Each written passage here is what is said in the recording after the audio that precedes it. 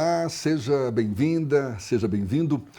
O foco nosso neste programa é um tema que afeta a vida de todos nós e está em evidência nas discussões jurídicas atuais: a reforma do Código Civil. O Código Civil, como se sabe, é a espinha dorsal do direito privado brasileiro e a sua atualização é super importante, é essencial para acompanhar as transformações da sociedade moderna. A reforma em pauta inclui dispositivos que abrangem o chamado direito digital, algo que não existia quando o Código Civil foi promulgado em 2002. A inclusão do patrimônio digital, por exemplo, também a regulamentação de heranças virtuais, de moedas virtuais, de perfis em redes sociais, tudo isso são alguns dos pontos importantes dessa mudança. E a gente quer saber até que ponto essas futuras possíveis novas regras vão impactar a nossa vida. E para isso a gente vamos conversar com a advogada Andresa Santana. Seja bem-vinda, um prazer recebê-la. Tudo bom? Tudo bem, muito obrigada pelo convite. Reforma do Código Civil que visa incluir o direito digital. Para a gente iniciar, eu falei aqui em patrimônio digital. Como é que você acha que esse Código Civil hoje pode abranger também esse tema ou regulamentar o que a gente chama de direito digital? Então, hoje a era digital, gerou monetização, certo? Então a gente hoje tem perfis que geram uma renda para quem possui esse perfil, esses canais de YouTube, de outras redes sociais, onde eles conseguem gerar renda através disso. Então o objetivo desse capítulo na monetização do direito digital, é transformar isso em uma herança digital e, consequentemente, transformar isso em pecúnia.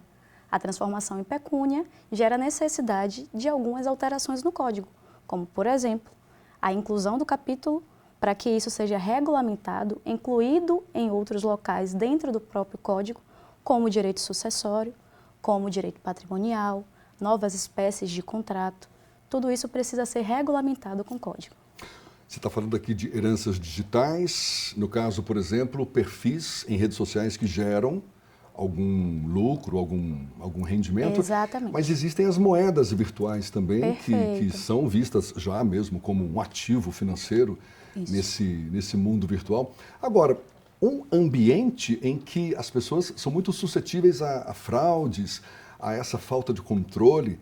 Como que esse novo Código Civil poderá garantir a segurança de quem faz negócios nesse ambiente virtual? O Código Civil sozinho não consegue regulamentar tudo. Então, a gente precisa de leis complementares para que, além do que está sendo acrescentado agora, a gente possa resguardar o patrimônio desse cidadão. Então, vai precisar de um trabalho concomitante com a legislação bancária, com a LGPD, com a nova PL que também está em projeto, em tramitação sobre inteligência artificial. Tudo isso conjuntamente vai trabalhar para que o direito do cidadão seja resguardado, tanto no quesito herança, monetização, moedas digitais, milhas aéreas, que também é um tema que acaba sendo um objeto de herança, já que você consegue usufruir desse bem, seja você, seja um familiar. Então, o objetivo do Código é trazer isso hoje para a letra de lei, e regulamentar isso a longo prazo. Você acha que o Código vai ser suficiente para garantir a proteção dos direitos dos cidadãos em transações envolvendo criptomoedas, por exemplo? Apenas o Código Civil não, como hoje não é suficiente. A gente precisa realmente de leis concomitantes que trabalhem com essas transações bancárias. A inclusão de um capítulo sobre direito digital pode trazer mais segurança jurídica, mas também pode gerar novos desafios. Aí eu te pergunto, como garantir que essas mudanças não restringam a inovação ou aumentem excessivamente a burocracia, Andresa? Na verdade, a gente tem um código de 2002 que já resguarda muitas coisas. O Código Civil, ele busca regulamentar o direito da pessoa desde o seu nascimento até o seu pós-morte. Busca resguardar o direito da pessoa física, da pessoa jurídica, do direito empresarial, da legislação de contratos. Então, a busca do código é uniformizar, né? Então, essa uniformização dentro do Código Civil não garante uma proteção completa, não é? A gente não consegue dar 100% de garantia de que isso vai ser suficiente para resguardar todos os direitos, até porque é um direito muito mutável, né? A gente está criando um capítulo de direito digital pela necessidade da sociedade contemporânea. Em 2002, a gente não precisava de um capítulo de direito digital para isso. Então, a intenção hoje é gerar uma regulamentação básica, basilar, e ao longo do tempo, se necessário, adequar às novas necessidades da sociedade. Se a gente está vendo o Código Civil com essa necessidade de reforma, é porque é tudo muito novo, Sim. de certa forma, não? Como que o direito funciona hoje em relação a essas questões? Por exemplo, eu tenho consciência de que eu tenho um patrimônio digital, tenho criptomoedas também. No caso de falecimento, como é que se dá a transmissão dessa herança, por exemplo? Exatamente por isso a necessidade da criação do capítulo, porque a gente não tem uma regulamentação fixa hoje. Mas é possível hoje? Sim, a gente precisa utilizar de leis esparsas.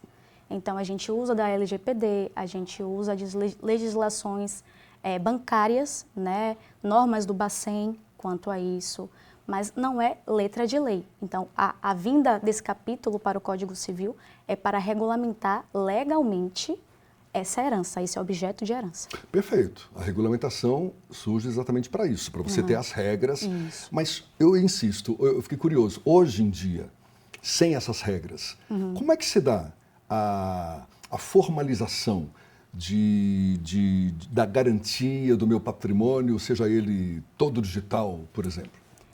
Hoje são usadas leis esparsas, né, subsidiárias, leis especiais, para embasar a monetização dessas moedas digitais. Então, a gente precisa usar a lei da LGPD, por exemplo, para transformar essa criptomoeda em um dinheiro real e ele virar um objeto de herança faticamente. Ou seja, não é um caminho tão fácil assim. Não. Hoje em dia, daí a necessidade de novas regras, não é? Exatamente. Eu fico vendo, a gente está vivendo um momento inédito com essas novas tecnologias. Estava agora esse embate entre o judiciário e o Elon Musk, não? Até a Rede X voltou. Foi uma vitória do judiciário brasileiro, não? Exatamente. Foi algo muito importante para mostrar que a internet não é um local onde você pode fazer o que quiser, né? Não é uma terra sem lei, como algumas pessoas acreditam, que podem fazer, falar e agir como bem quiserem. Apesar de não existir uma regulamentação dentro do Código Civil até então, existem outras leis que são utilizadas para embasar a necessidade do respeito à privacidade, ao direito do cidadão, de outras formas. Temos LGPD e o próprio Código Civil dentro de outros capítulos. Então, o STF utilizou desses embasamentos jurídicos, jurisprudenciais, leis esparsas, para mostrar que o empresário não pode agir como ele quer, porque o ambiente é digital, muito menos por não estar dentro do Brasil. Exatamente, não chegar por aqui ditando as regras, Exatamente. não é verdade? Como muitas vezes fica aparecendo. Porque essas redes chegaram dando a ideia de que não foram testadas anteriormente, né? Ou antecipadamente. Sim. Foram testadas na prática mesmo. Exato. Assim, e a gente hoje vê o impacto que isso provoca na vida de todos nós. Uma tecnologia que veio para ficar, mas que precisa, de fato, dessa regulamentação. Você estava dizendo que perfis em redes sociais ou até que milhas aéreas podem ser incluídas como patrimônio dentro desse patrimônio digital, no caso de uma herança, por exemplo. Na prática, como é que você imagina que vai se dar essa transferência de forma que seja transferido esse valor de forma correta mesmo, né, após o falecimento? Então, eu acredito que após, ainda é um projeto, né? Sendo um projeto, podem haver alterações dentro do que existe hoje como panorama para a gente. Então, ainda estamos tateando o código, né, dentro das possibilidades que são colocadas na mesa, mas ainda precisa de aprovação, né? Sem essa aprovação, a gente não consegue dar certeza de quais os caminhos que a gente vai seguir para aplicar esse direito digital na vida real, né? Mas acredito que a transformação disso não seja tão trabalhosa após a regulamentação. Então, exemplo de milhas aéreas. As milhas aéreas podem ser transmitidas virtualmente para os herdeiros. Eu não vejo uma dificuldade dentro das companhias aéreas ou dentro do mercado para efetivar essa transferência para os herdeiros pós-morte, né? Os perfis, esses perfis vão se transformar em novas pessoas? Não, mas a monetização desses perfis vão ser redirecionadas, saindo da pessoa física que faleceu e se transformando num objeto de herança sendo transferida para esses herdeiros, monetariamente. A gente enumera aí uma série de razões para justificar essa reforma do Código Civil. E os advogados, eles estão acompanhando? Eu sei que você está super atenta a esse tema, especialista em contratos também, não é? Sim. Como é que você observa entre seus pares? Já tem um movimento grande de advogados no sentido de se atualizar nesse tema que ainda carece de clareza, de definição? Sim, porque a gente precisa estar por dentro disso. O Código Civil está sendo alterado em outros pontos também, né? É a maior bancada dentro do direito, é a bancada do direito civil. A gente tem o direito sucessório dentro do direito civil, o direito contratual dentro do direito civil, o direito da pessoa física, da pessoa jurídica, da pessoa empresarial. Então, cada advogado trabalha dentro da sua especialidade. Mas o direito digital é uma realidade de todos nós. E vai se tornar uma nova especialidade? Com certeza, já está sendo. Já está sendo ensinado nas faculdades? Nas faculdades. Ainda, na maioria das faculdades, é uma matéria optativa, né? Mas com a reforma se transformará numa matéria necessária para os novos advogados. E uma reforma, pelo jeito, que não vai se limitar a essa que se espera para breve, porque tem muita dúvida ainda, não? Ou muito desconhecimento sobre o que esse cenário virtual vai impactar na nossa vida. Tem agora o advento da inteligência artificial. Isso. Está sendo incluída nessas Sim. discussões? Inclusive o direito de imagem, privacidade, direito à informação, porque a gente entende que hoje estamos sendo vigiados. A inteligência artificial busca entender os nossos hábitos, busca entender o que a gente gosta para ofertar algo. Então, baseado nisso, a gente precisa de regulamentação também quanto ao direito da privacidade da pessoa. Até onde eu quero que a inteligência artificial interaja comigo, esteja inclusa na minha vida. Então, o Código busca regulamentar isso também. Vai ser um novo embate, não? Perfeito. A exemplo desse que teve agora com o Alexandre de Moraes sem dúvida, sem dúvida. Elon Musk, ou seja... aliás, acho que é uma preocupação não só aqui no Brasil, mas mundo afora. Inclusive, alguns países já estão mais avançados do que nós na regulamentação dessas novas tecnologias. Exatamente, justamente por as redes sociais não nascem no Brasil, né? As mais famosas não são criações brasileiras, a gente utiliza delas. Então, é natural que nos locais onde isso nasceu já tem uma certa regulamentação. A gente está se adequando a essa nova realidade. Se adequando a essa realidade, a gente vai passar por diversas mutações. Eu acredito que o Código Civil, só essa reforma não será suficiente, né? Por isso a gente já tem a lei de LGPD que está sendo inclusa e vai ser usada de forma concomitante ao Código Civil. Tem uma PL sobre inteligência artificial também, como projeto para possivelmente ser anexa, né, nesse diálogo entre código e outras leis. Justamente porque uma lei só nunca é suficiente, infelizmente. Acaba sendo sempre necessária essa a interação, complementação, a interação, não é? Em relação ao direito de família, Andresa, a reforma do Código Civil também pretende atualizar algumas disposições, não? Sim. Eu queria que você citasse, mas vamos deixar para no próximo bloco. Estamos conversando aqui com a advogada Andresa Santana sobre a reforma do Código Civil. A gente faz esse intervalo e volta já já.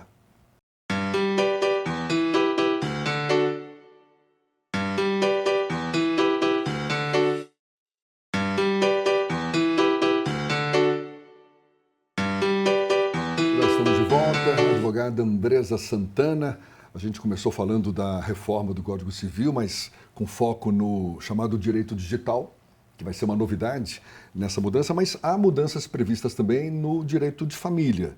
E a gente vê hoje conceitos super novos em relação ao que vem a ser uma família. São mudanças que estão em sintonia com essas transformações atuais que nos revelam novos conceitos de família também? O Código vem regulamentando, né, essa questão das mudanças sociais, inclusive dentro do direito de família, né, as relações monoparentais, as relações homoafetivas sendo regulamentadas pelo Código no sentido de permitir o casamento, né, a união estável, a adoção, né, entre casais homoafetivos. Então, o Código busca trazer isso de uma forma mais clara e objetiva. Agora, para isso já existem regras, não? Exatamente. Então, regras e direitos assegurados. Perfeito.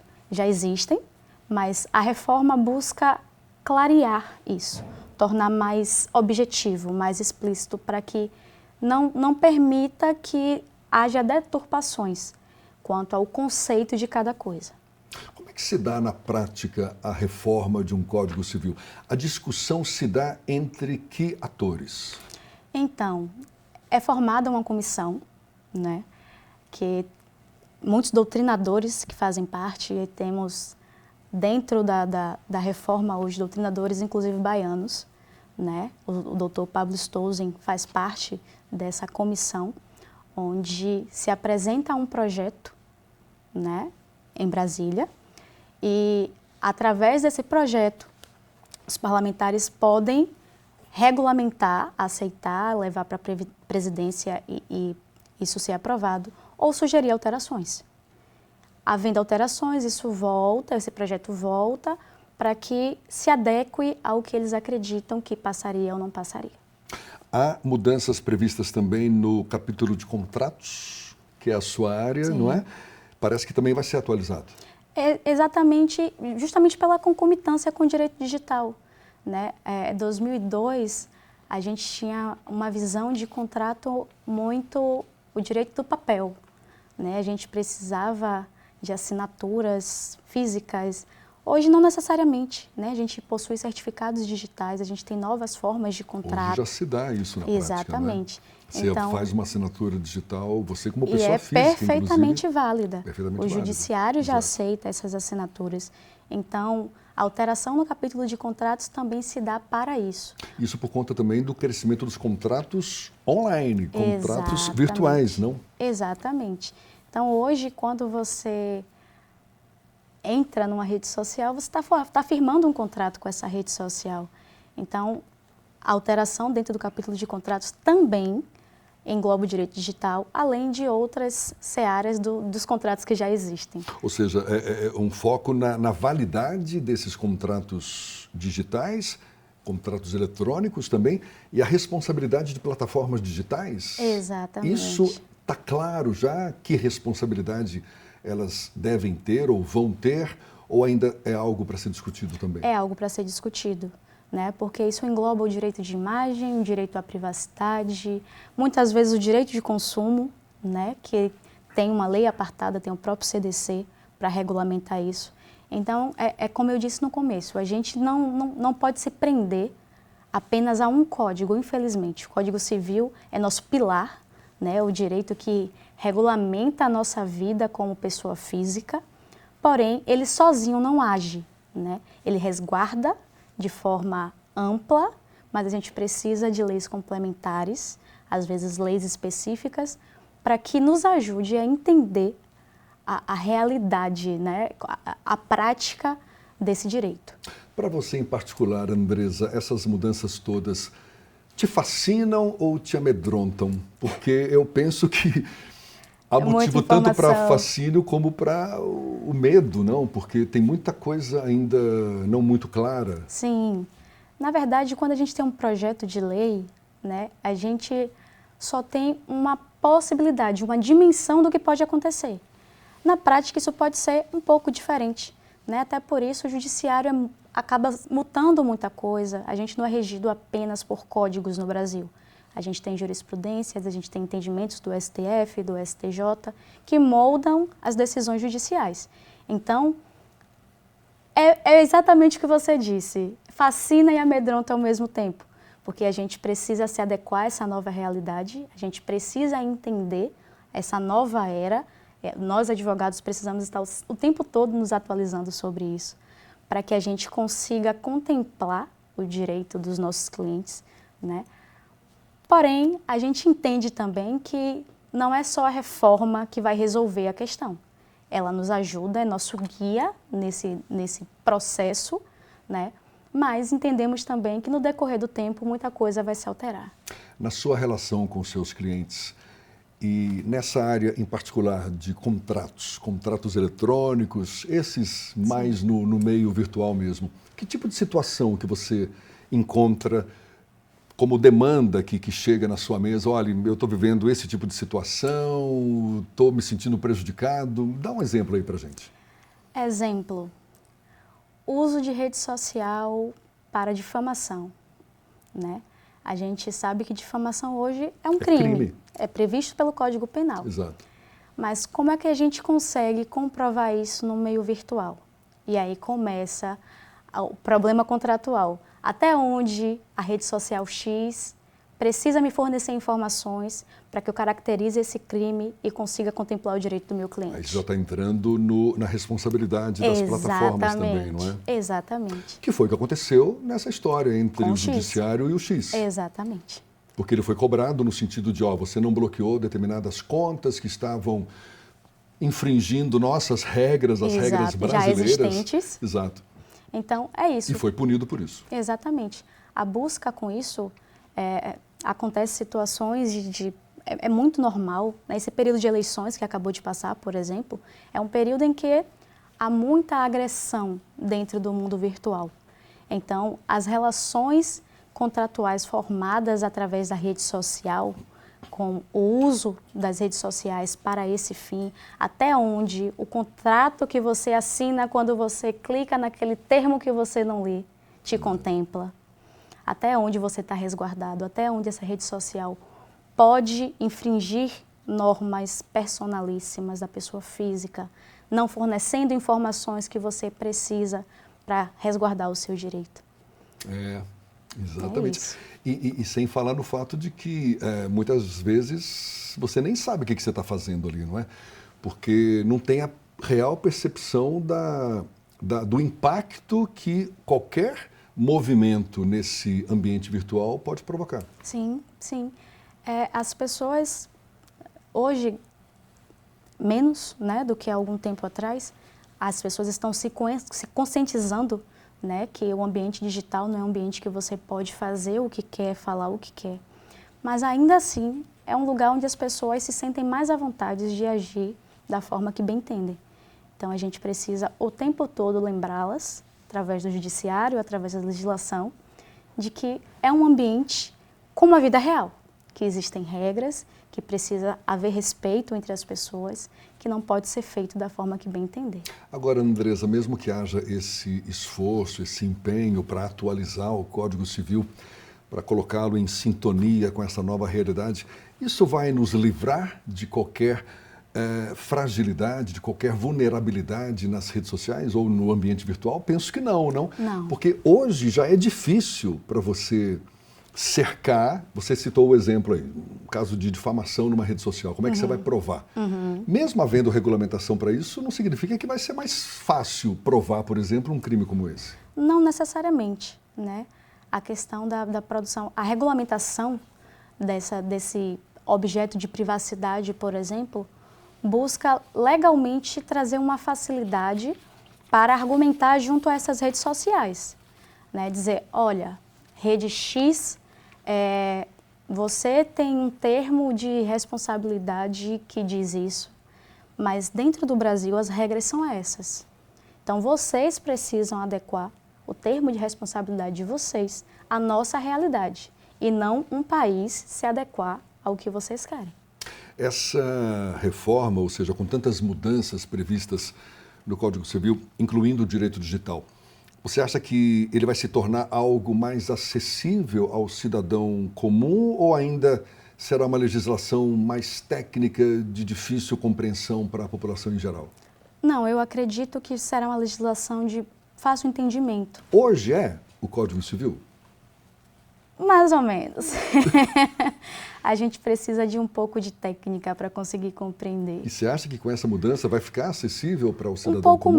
um pouco mais. Justamente, hoje a gente tem um canal digital, né, que busca trazer essa proximidade entre os códigos em geral com o cidadão, né, para que você que é resguardado por esse direito saiba que você tem esse direito.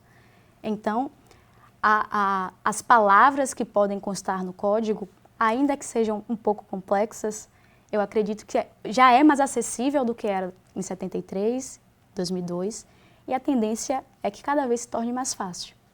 Ou seja, um código mais acessível e feito para isso de forma intencional? Você acha que tem essa intenção Para chegar ao cidadão. Nos legisladores aí que vão aprovar finalmente o código? Eu acredito que sim, eu acho que a intenção é aproximar o povo da lei, né? É trazer o entendimento das pessoas sobre os seus próprios direitos.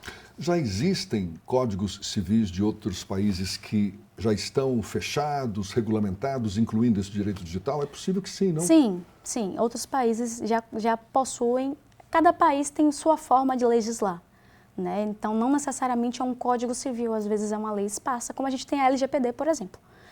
Mas em países onde essa realidade já está... LGPD, para que fique bem claro, a gente falou aqui várias vezes, é a Lei Geral de Proteção de Dados. Isso. Né? Então, em locais onde essa realidade já é mais constante, já possuem uma regulamentação um pouco mais firme.